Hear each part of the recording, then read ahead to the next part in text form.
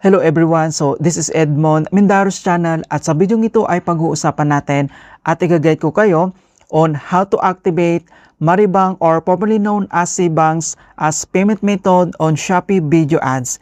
So ang Shopee Video Ads na tinatawag, isa itong advertising tool para i-promote ang short product videos natin dito lang sa Shopee apps para magkaroon ng higher visibility, engagements, and conversions. Isa din itong tinatawag na boost sales para magkaroon ng higher commissions. Kaya kung hindi mo kabisado kung paano ba i-activate ang Maribang or yung formerly known as Cbang, then stay tuned ka lang at start na natin.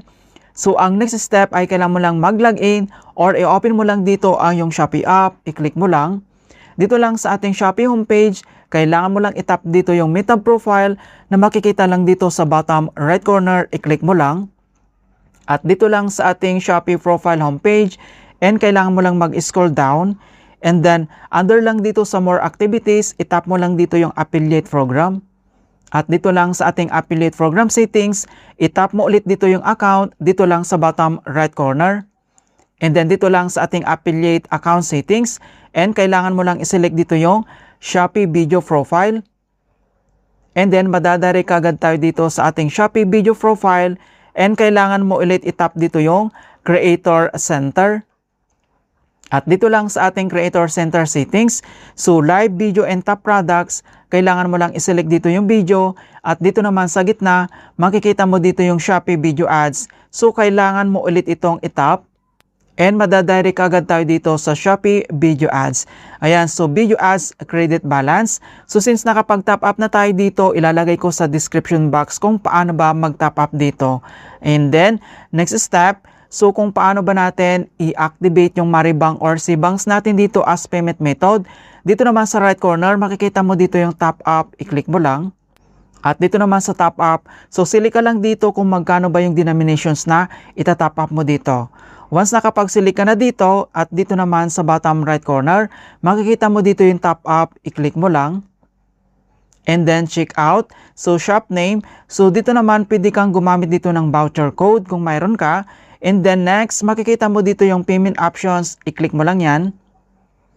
And then dito sa payment method, mayroon naman other payment method dito na pwede mong gamitin like yung Shopee Pay, yung credit debit card mo, yung payment centers, yung over the counter, or yung online payment. So nandito naman, pwede kang mag-select. So since i-activate natin dito yung ating Cbang, and then dito naman sa gitna, makikita mo dito yung Cbang Direct Debit, and then kailangan mo lang itap dito yung activate.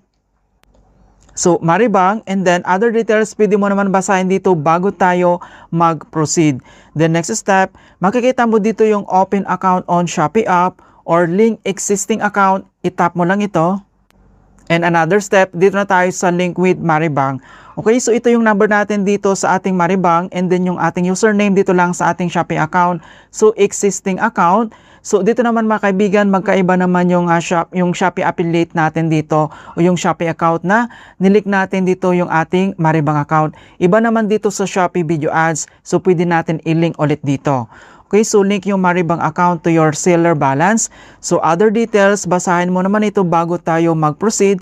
So by clicking link below, you agree to the Maribang terms of service and privacy statement. So dito naman sa baba, itap mo lang dito yung link.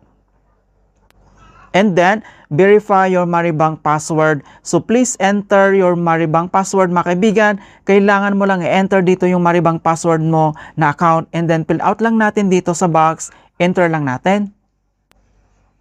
And then make sure na tama yung Maribang password mo na in-enter dito. Kapag okay na, itap mo lang dito yung next. Ayan. So in another step, dito na tayo sa facial verifications. For enhanced security, please complete facial verifications. It will take less than 1 minute lang ito. Napakasimple lang. So to make the verifications smoother, so remove mask or any object that blocks your face. So make sure your environment is well lit. Ayan mga kaibigan. And then itap mo lang dito yung start facial verification. Verifications in progress. Wait lang natin. Ayan. So makikita mo na dito na link successfully. So you are now link your Maribang account to your Shopee seller account mga kaibigan. So nandito na siya. So napakabilis lang talaga na ma-activate natin dito yung ating Maribang or formerly known as Cbangs as payment method dito lang sa ating Shopee Video Ads. And then back to Shopee na tayo. So i-click mo lang yan. Okay, so makikita mo dito another notifications na successfully added Maribang. Alright, so pwede na natin gamitin ito as payment mga kaibigan. So link bank result natin dito successfully. Alright, so ganoon lang po kasimple mga kaibigan kung paano ba natin i-activate yung Maribang or formerly known as Cbangs as payment method dito lang sa ating Shopee Video Ads. In hope na nakapagbigay ako ng konting kalaman at guide tungkol sa Shopee app tutorials. Thank you guys and see you in my next tutorials.